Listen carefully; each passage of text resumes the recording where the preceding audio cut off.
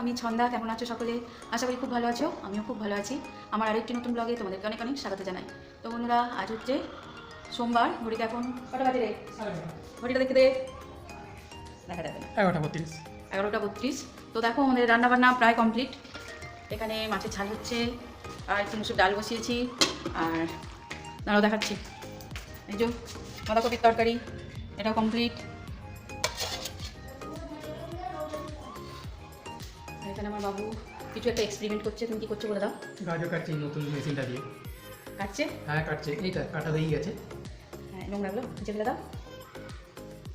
চেষ্টা করছে একটু কিছু করার।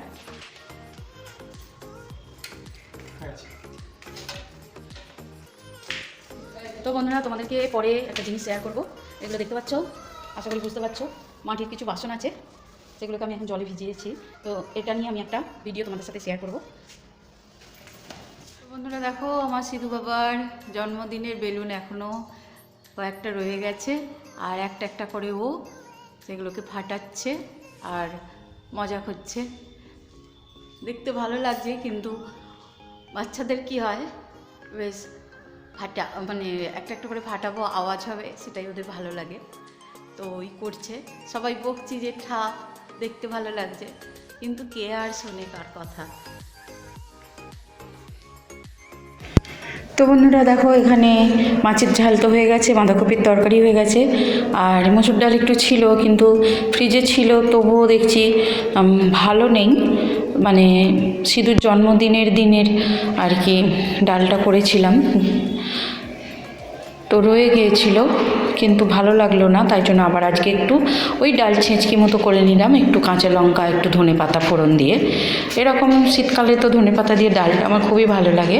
তো যাই হোক, রান্নাবান্না তো কমপ্লিট করেই নিলাম, নিয়ে এবার মোছামুছির পালা। তো গ্যাসটা পরিষ্কার করে নিচ্ছি।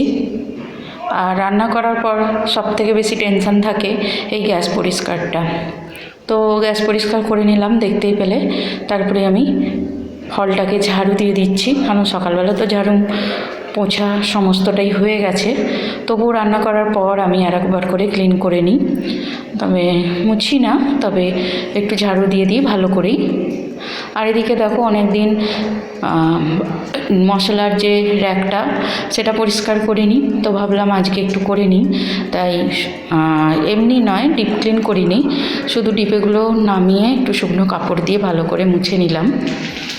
তো এভাবেও একটু আধটু করলে অনেকটা কিন্তু পরিষ্কার থাকে, যেহেতু মশলা নেওয়া হয় টুকিটাকি এধার ওধার উড়ে ঝরে পড়ে, দেখতে কীরকম লাগে। তো সেই জন্যই আর কি, যখনই একটু আধটু হয় এরকম পরিষ্কার করে নিই। আর এখানে একটা জায়গার মধ্যে সমস্ত যে গোটা গরম মশলার পাতা, মানে পাতা টাইপেরগুলো, সেগুলোকে এক জায়গায় রেখে দিচ্ছিলাম। এরকম একটু অ্যারেঞ্জ করে থাকলে রান্না করতেও সুবিধা হয়। তারপর যা হোক, এখানে একটু ছাদে এলাম। এখানে রাজেশ আর আমার নন্দাই একটু কাজ করছিল, ওই ছাদের উপরে যে জায়গাটা ছিল না, ওখান দিয়ে ইঁদুর ঢুকছিল, তো সেগুলোকেই ওরা কভার করছিল একটু সিমেন্ট বালি দিয়ে। তারপরে আমি ঘরে চলে এলাম, আর এত জামা কাপড়ের ঢিল দেখো জড়ো হয়ে আছে। তো আগের দিনে জামা কাপড়গুলো কেচেছিলাম, সেগুলোকে ভাঁজ করা হয়নি, তো সেই জন্যই ঘরে রেখে দিলাম। রেখে একটা একটা করে ভাঁজও করে নিলাম, নিয়ে এবার সময় মানে যে যার জায়গায় রেখে দেব।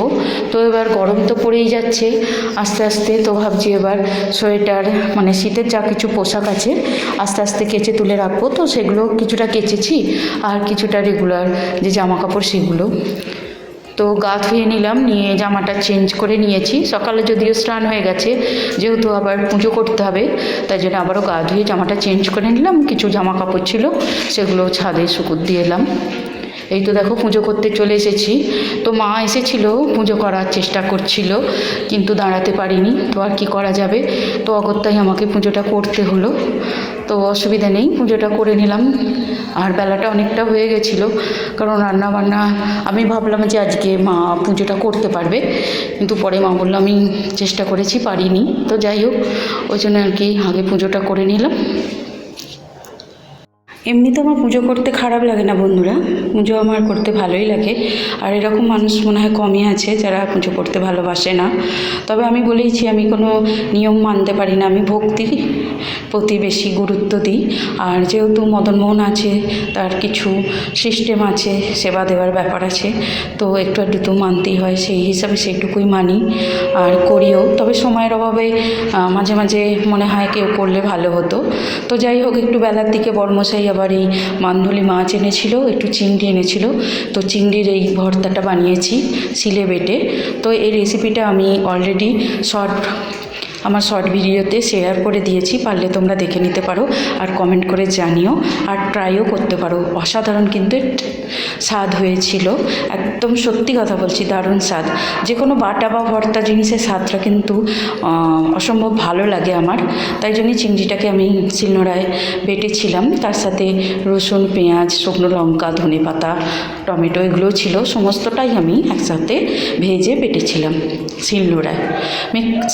মিক্সার গ্রাইন্ডারেও পেস্ট করা যায়, কিন্তু তার টেস্টটার থেকে শিলনোড়ায় বাটার টেস্টটা কিন্তু আলাদাই হয়। তো যাই হোক, সবাই মিলে এখানে খেতে বসে গেছি।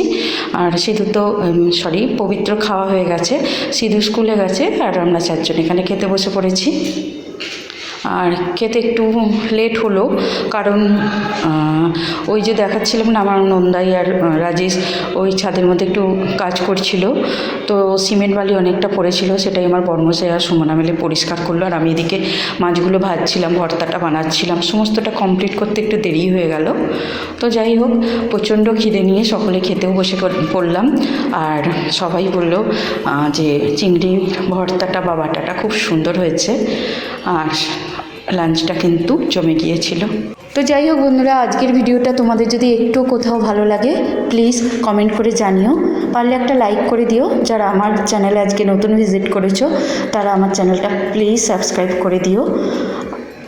সকলে খুব ভালো থেকো, সুস্থ থেকো। দেখা হচ্ছে তোমাদের সাথে খুব শীঘ্রই নতুন আরও একটা ব্লগে। ততক্ষণের জন্য টাটা।